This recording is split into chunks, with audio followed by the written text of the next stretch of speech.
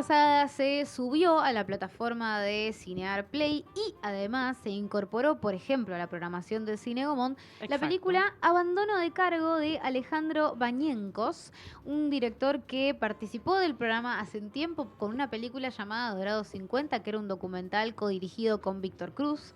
Que también ha pasado por este programa más de una Sí. ocasión.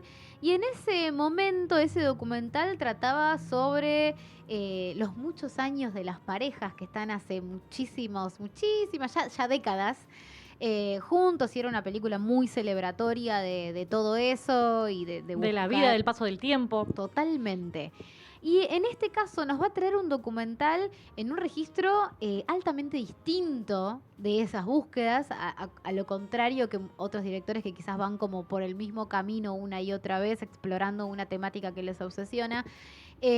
Acá Alejandro trae una película sobre el caso de Luis Pato Lacoste, un docente de Lobos que fue detenido y desaparecido durante la última dictadura cívico-militar y que tiene una historia muy particular porque en la investigación, en el recorrido que hacen, no solamente está la búsqueda de como corregir ese legajo que lo tenía como abandono de cargo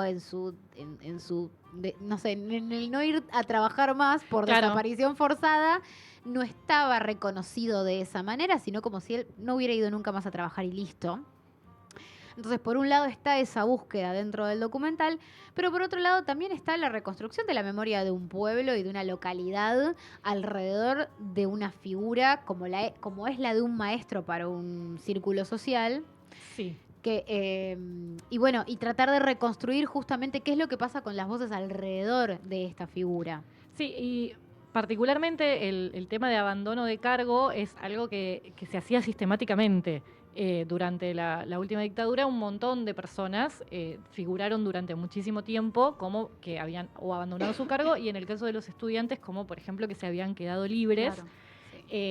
Cuando todos sabían que había una desaparición forzada detrás. Entonces hay algo de una recuperación que se hizo también en distintos puntos y como durante muchos años de tratar de ir corrigiendo esas cosas que pasaron en distintos puntos del país. Y eso no solamente habla del trabajo de corregir esos legajos de todas esas personas y de todos esos trabajadores desaparecidos como una acción del presente y del futuro, sino que también me parece que es algo que nos puede invitar a reflexionar sobre una modalidad que es la idea de hacer que todo el sistema siga funcionando tal cual y que esa desaparición esté como tipificada dentro de los parámetros de los que podemos hablar, ¿no? Como Claro. no vamos a decir que desapareciste, vamos a decir que faltaste, ¿no? Sí, Hasta Claro, que simplemente además no no viniste volviste. más, qué Claro. sé yo. sí, además pensando, porque este momento es relativamente cercano, ¿no? Históricamente hablando, cuando esto sea revisitado en un montón de años con una distancia histórica mucho mayor, que esté correctamente tipificado, no da lo mismo. Totalmente, totalmente. Bueno, y ahí también tenemos algo para decir antes de darle el pie, que lo estoy viendo que ya está ahí conectado Alejandro, pero digo, me parece que volvemos a hablar de la cantidad de cosas que aún podemos contar sobre ese periodo de nuestra historia, ¿no? Como todavía hay mucho por decir, hay mucho por conocer, hay detalles de distintos tipos de procedimientos y distintos ejercicios de memoria que se pueden Sí. hacer, que todavía queda muchísimo por explotar desde ese lugar. Lo digo sobre todo pensando en esta cosa como de dejar el pasado atrás y mirar Sí, hacia ya adelante, está, ¿no? basta. Ya está. Sí, no hablemos más de esto. Claro, es un ¿para debate qué seguir saldado. revolviendo? No, bueno, evidentemente nada, absolutamente nada. Así que bueno, le damos la bienvenida a Alejandro. ¿Cómo estás? Te saluda acá Vicky, Nancy y Cami. Bienvenido a Clase B. Hola, ¿qué tal? ¿Cómo andan? ¿Cómo va todo? ¿Todo bien aquí? Bien, muy bien de este lado también, muy contentas de poder conversar con vos. Y lo primero que tengo para preguntarte a una semana de este como lanzamiento en lo que es no solamente la plataforma de Cinear, sino también en el cine, es qué pasó en estos días, porque fue una semana muy particular que conversa con el estreno de esta película y me imagino, digamos, lo que puede ser pensar en ese estreno en diálogo con lo contemporáneo. Digo, ¿cómo te agarran estos primeros 7 días de este lanzamiento? Bueno, estamos, yo diría, azorados como estamos hace algunos meses aquí Sí. en la Argentina. Así que no escapa al asombro general el estreno de esta peli, que la verdad es que nosotros la pensábamos siempre para esta semana, digamos, ¿no? Digo, Claro. habíamos pedido, digamos, estrenarla en esta semana de marzo tan particular, pero cuando uno pauta los estrenos es mucho tiempo antes, digamos, ¿no? Mm. Esto fue allá por junio, julio, agosto del año pasado, creo que habíamos pedido esta fecha. La verdad que nos imaginábamos otro panorama.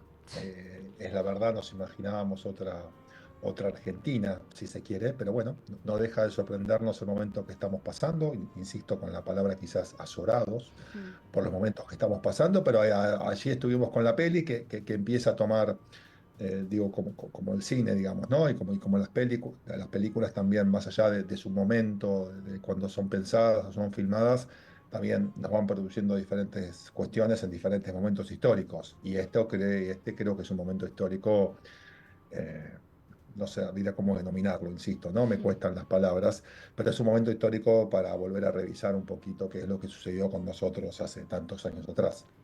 Sí, y creo que también recién lo estábamos mencionando como todavía puntos de vista que no han sido contados, a pesar de todo lo que se habla y se ha hablado, a mí por lo menos esta película me resultó muy poderosa desde el pensar en todo lo que no sabía antes de ver esta película y todo lo que descubrí a Ujú. partir de verla, y no soy una persona, digamos, negacionista Que que no nunca quiere leíste, claro. saber lo que pasó y no le Ujú. importa. Entonces, me llama muchísimo la atención cómo, habiendo tanto todavía por contar, eso puede ser como cercenado nuevamente y que haya que volver a empezar todo otra vez. No sé cómo lo ves vos. Sí, sí, creo que es necesario y volveremos a empezar cuantas veces sea necesario también, ¿no? Digo, cada uno Sí. con sus herramientas, cada uno desde su lugar. A mí me toca hacerlo en este momento desde el cine. Pero mira, qué interesante esto que estás mencionando, porque esta historia no solamente, digamos, quizás ustedes se topan frente a ella, sino que los mismos protagonistas después de 45 años se animan a hablar. Claro. ¿No? Digo, los mismos ciudadanos y las mismas ciudadanas de Lobos, después de 45 de años, sobre todo las que en aquel entonces tenían 13, 14 años, que fue cuando sucedió la desaparición de su profesor. Uf. Bueno, tuvieron que pasar más de 40 años para poder, por lo menos, volver a hablar y volver a pensar qué había sucedido en aquel tiempo. Así que no solamente tiene que ver con lo generacional, ¿no? Con haber vivido, no haber vivido esa dictadura. Yo era muy pequeño en aquel entonces, pero si no, es bueno volver a contarla y darle la oportunidad a aquellos que no pudieron o no quisieron. Al día de hoy hay varios que no quieren, otros que no pueden, quizás, ¿no? Hablar de aquellos momentos tan terribles y todo lo que significó en la Argentina. Bueno, esa fue también la idea de la película, digamos, ¿no? Volverle a dar visibilidad a esta historia, que es una historia muy pequeña, si se quiere, ¿no? Digo, la historia de un profe en Lobos, pero que se puede replicar por tan cientos de Sí. miles, ¿no? Me parece que lo que intentamos hacer en esta película, que en todo caso es lo que intenta hacer el cine, ¿no? Mm. Es, bueno, a partir de una microhistoria, de una historia pequeña, pequeña, digo, pequeña para quien la cuenta, no pequeña para quien le toca vivir, ¿no? En estos casos los familiares, digamos, del Pato Lacoste, poder dar una idea de contexto, ¿no? Digo, de marco en donde podían suceder estas barbaridades, estas situaciones horrendas como las que han sucedido, digamos, aquí en la Argentina. Alejandro, justamente traes a los protagonistas de cada una de estas historias, ¿no? Como también cómo se pueden acercar tanto tiempo después a esos hechos y cómo a veces se necesita ese tiempo para poder acercarse nuevamente a ciertas cosas que sucedieron. Y yo tuve la suerte de ver la película hace bastante ya, porque la vi en la Semana del Cine Documental cuando se presentó. Y Ujú. esa función particularmente había estado acompañada por familiares, por protagonistas, digamos, de esta historia, y estaban todos muy involucrados y muy movilizados también por lo que se había generado, por lo que había terminado siendo la película. Y te quería preguntar por cómo siguió eso, digamos, ese vínculo entre la película y los protagonistas, si es que siguió de alguna manera. Sí, sigue. Los que hacemos cine documental, Mm. después quedamos fuertemente enlazados, digamos, ¿no? Con aquellos que nosotros transformamos en personajes de una película, ¿no? Gente común, que un día se transforman en personajes para nuestro cine documental, sin dejar de ser quienes son en su esencia. Así que uno continúa y es interesante lo que se va dando, porque también es algo que se va profundizando a medida que pasa el tiempo. Nosotros hicimos nosotros en Lobos, la primera proyección la hicimos en octubre de este año, perdón, del año pasado, ¿no? Cuando se cumplían, el 15 de octubre es el Día de los Derechos Humanos en Lobos, y nosotros elegimos esa fecha para hacer la primera presentación en Lobos, con todo lo que ello significa, digamos, ¿no? Digo, gente de la comunidad que va, Claro. familiares, allegados, vecinos, vecinas. Y nada, fueron alumnos, fueron alumnas, ¿no? Gente que no conocía esa historia, de una historia, insisto, de Lobos, y en la cual habían participado quizás varios de los familiares que habían estado ahí, los pibes y las pibas. Ahora hubo otro estreno, el domingo pasado se volvió a dar, bueno, ya no es un estreno, digo, pero se volvió a dar en Lobos y seguramente volveremos.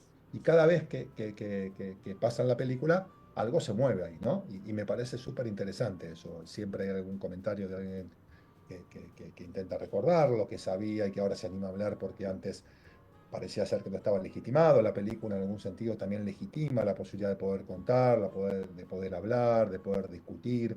Así que es algo que va pasando, ¿no? Eso es lo que más me gusta sobre el cine, digamos, ¿no? Que no tiene, digo, más allá de sus fechas de estreno y sus momentos, después permanece en el tiempo, ¿no? Y estos temas instalan, insisto, el tema de, por lo menos hablemos de lo que sucedió, ¿no? Digo, lo que pasó aquí en Lobos hace 40 y pico de años, y que el silencio generalmente fue lo que sucedió en tantos años, ¿no? Digo, fue aquello de lo cual se prefería no hablar, aquello de lo cual se prefería ocultar. Bueno, vino una película, en realidad vino una película acompañando un movimiento de gente, esto es importante decirlo, no es que la película, digo, que la película destapa, Claro. sino que en realidad la película continúa una búsqueda que ya habían iniciado algunas docentes y algunos familiares en Lobos, y de algún sentido legitima, digamos, ¿no? Esa búsqueda y esa posibilidad de poder hablar. Alejandro, algo que me resulta muy interesante del cómo está pensado el documental y del formato tiene que ver con justamente las entrevistas o los testimonios de los protagonistas que están llevados a cabo, digamos, de una forma más bien descontracturada, no tanto desde lo solemne como a veces puede suceder con temas tan complejos como este, y también con la incorporación de una persona súper clave dentro del relato, que es de Silvana, que va hablando con cada uno de los personajes, de los protagonistas, mejor dicho. ¿Cómo fue para vos pensar esa estructura y cómo surgió también la figura de Silvana dentro del documental? Ujú. A ver, cuando pensamos el cine documental, generalmente uno tiene como una especie como una especie de idea, ¿no? De aquel cine documental, de lo que denominamos como el gusto parlante, ¿no? Digo, Ujú. una Sí. serie de entrevistas que van a buscar información, sacan una información, dicen lo que quieren decir. Bien, ese tipo de cine documental hace años que ya lo hemos dejado, digamos, de lado, los que venimos pensando en Argentina y en el mundo, digamos, ¿no? Con lo cual, digo, ahí también tomamos prestado, digamos, ciertos elementos de la ficción también toma hace años, obviamente, ciertos elementos tomados del documental. Entonces, a mí la estructura que siempre me gustaba era la estructura más de un policial, digamos, ¿no? Que tenga esta película, porque así se había dado, ¿no? La idea de las pruebas que van apareciendo, ¿no? Hay un relato que va oralmente, que pasa de generación en generación, y por momentos hay alguien que decide, bueno, con ese relato empezar a moverse y empezar a buscar información, ¿no? Cuan policial que está buscando las pruebas de aquello que había sucedido. Y quien había iniciado esa búsqueda había sido Silvana, ¿no? Digo, Silvana Ujú. Nicolini, en aquel entonces docente de cerámica, alguien que no era del pueblo, ¿no? Digo, figura también súper importante para poder pensar en esa estructura, ¿no? Alguien que no es del pueblo, alguien que viene, que mira, que no tiene naturalizado lo que había sucedido, y que se pone a investigar y que se pone a buscar. Y era una docente, y eso me parece que es importantísimo, ¿no? Con Silvana, cuando yo la conocí a Silvana, y ella me empezó a contar en la búsqueda en la cual estaba, ¿no? Esa búsqueda de archivo, y en esa búsqueda que habían empezado a aparecer algunas pruebas, en algún sentido vino a solucionar un problema narrativo que era, bueno, ¿cómo cuento esta historia, no? Si no la cuento a través de los denominados gustos parlantes y de entrevistas, digamos, de esta forma, bueno, ella me servía de nexo para poder comunicarse con toda la gente que yo quería entrevistar, ¿no? Que daba sus testimonios, que contaba lo que sucedía, que contaba cómo podía, que también el silencio se apoderaba de ellas o de ellos, y Silvana les podía sacar aquello que a nosotros nos interesaba. Así que, y sobre todo porque Silvana es docente, y Silvana indaga, no juzga. Y eso me parecía importantísimo. A la hora de uno hacer una entrevista, lo más importante o a la hora de construir un personaje, tanto en la ficción como el documental, es no poder, no posicionar a esa persona en un solo lugar, sino en todo caso, poder preguntarse junto con esa persona, ¿sí? No fijar una posición, no tener prejuicios. Y Silvana me parece que para eso era fantástica. Y sobre todo que era una docente. Y ella me dijo, bueno, la escuela había hecho todo lo posible para que el pato desapareciera, ¿no? Los instrumentos burocráticos habían funcionado para que el pato pueda desaparecer y de algún sentido, a través de la mano de ella, un agente estatal, hoy la directora, digamos, de artística de la provincia de Buenos Aires, era quien traía la voz del pato otra vez, ¿no? A mí me gusta la frase de que a través de la película y a través de los colegas, el pato sigue enseñando, ¿no? Al día de hoy. Me pregunto por algo, justo me parece que va en sintonía con lo que estabas mencionando, que es los testimonios de las personas que tienen un vínculo, o sea, hijos o lo que fuese, con quienes firmaron esa nota, que es la nota que aparece como en un momento clave de la película, para dar a entender que hubo como una especie de pedido de hagan algo con este docente, Ujú. que termina en esta tragedia totalmente desmesurada. Y pensaba un poco en la búsqueda de esos testimonios porque, digo, me imagino que debe haber una dificultad muy grande en que esas personas permitan poner su cara y su voz en el reclamo inclusive a sus seres queridos. Entonces, que todavía están vivos. Sí. Entonces, digo, me preguntaba por eso porque me parece de los hallazgos más espectaculares de tu película. Digo, creo que eso es lo que a mí más me interpeló. Mm.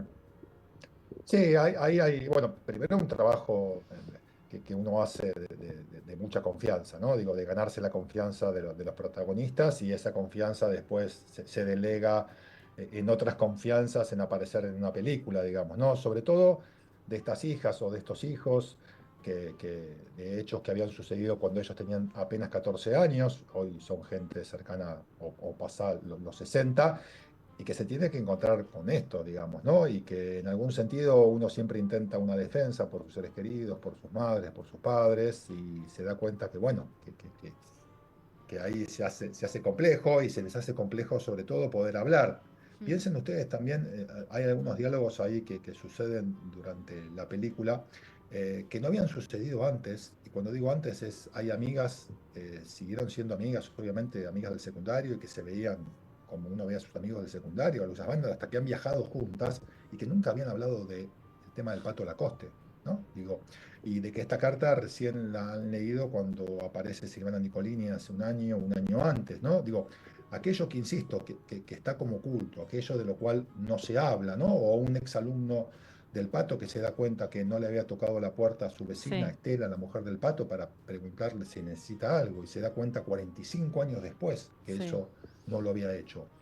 Entonces, bueno, ahí hay como un dispositivo, digamos, ¿no? Que funciona generalmente, que es, que es la confianza y en el que algo va a pasar, ¿no? Ahí, bueno, uno maneja también ahí los tiempos, a veces es difícil, intentar dejar que pase durante el rodaje y que no pase antes o que no pase el después, digamos, ¿no? Ahí, bueno, ya entramos en otras cuestiones más técnicas que tienen que ver con la técnica de la entrevista, ¿no? Dejar todo ahí como planteado y que pase durante la película, ¿no? Que no pase ni antes ni después, como varias veces nos sucede y decimos, bueno, ¿cómo esto no lo pude grabar? Bueno, aquí Claro. en Abandono de Cargo creo que hemos trabajado y que se dice, lo que se dice ahí, se dice, con la cámara prendida, con el sonido prendido, con todo prendido. Y eso me parece que sí, que es un hallazgo súper interesante, pero que, insisto, hay mucho trabajo previo para que ello suceda. Digamos, no sucede espontáneamente, Claro. Sí, a sí. eso me refiero. Tengo una más, por lo menos de mi parte, que tiene que ver con, a nivel estructural, también algo que me había llamado mucho la atención, que tiene que ver con que cuando la película termina, yo sentía que podía seguir porque estábamos sabiendo más cosas, ¿no? Inclusive termina con una acción, ya hablando dramáticamente, digo, termina con la acción de tocar una puerta, por Ujú. ende, después de que termina, esa puerta o se abrió o no, digo, hay tanto Algo más más para... pasó, claro. Exacto, es hasta la acción está indicándote que eso va a Ujú. seguir. Y me preguntaba por esa decisión estructural, esa decisión narrativa para la película. En vez de decir, bueno, acá te conté esta historia y listo, terminar en ese momento tan singular. Varias cosas. En principio, si se quedaron con ganas de más, alucinante. ¿no? Sí, claro. Uno se queda con ganas en una película, dice, che, había algo más ahí y que uno puede, en todo caso, puede imaginar aquello que sucede. A mí quizás me parece más interesante lo que cada uno de ustedes se puede imaginar que lo que sucedió realmente. Mm, Eh, Ahí hay una decisión, pero esa decisión no estaba, digo, no estaba en el primer guión, digamos, ¿no? Con una estructura, un documental también tiene una estructura, digamos, de guión. Obviamente una sí, estructura claro. de guión mucho más lábil que lo que es la ficción, eso está más que claro, digamos, ¿no? Pero tiene una estructura. En esa estructura nosotros nunca nos imaginábamos, y yo me di cuenta aparte en la isla de edición, cuando estaba editando la película, lo que iba a suceder media hora antes, vamos a decir, en la película, que es que un alumno, que alguien que tiene 60 años se da cuenta que quiere cumplir algo que no pudo cumplir cuando tiene 14 años, y que hay una docente que tiene 20 años menor que él, y que de golpe él se vuelve a transformar en un niño de 14 años que necesita una docente que lo acompañe, porque lo que sucede es eso, digamos, Sí. ¿no? Digo, ahí de golpe un hombre de 60 años dice, hey, hace 45 años no hice algo y lo quiero hacer ahora, y una docente que lo acompaña, con lo cual el final en realidad me lo dieron los protagonistas, digamos, ¿no? Y fue quizás cuando lo estaba filmando, que lo empecé a imaginar, pero tuve la confirmación en el momento de montar la película, digamos, ¿no? Dije, bueno, ahí hay un final. Y había algo ahí que él quería suceder y que nos parecía que nosotros, que en realidad no somos nosotros, sino la película, llegaba hasta la puerta. Creo que el cine documental también nosotros, digamos, a veces avanzamos un poco más o un poco menos. Y en este caso me parecía que era hasta la puerta, que era por una cuestión ética también, digamos, ¿no? Hasta dónde uno avanza, hasta dónde uno a los protagonistas los somete a ciertas cuestiones que después quedan retratadas en una película y en el tiempo uno filma y se va, la gente queda y siguen siendo Claro. los Y es su mismos. vida, ¿no? Claro. Entonces nos parecía que era hasta la puerta, ¿no? Que era hasta ahí.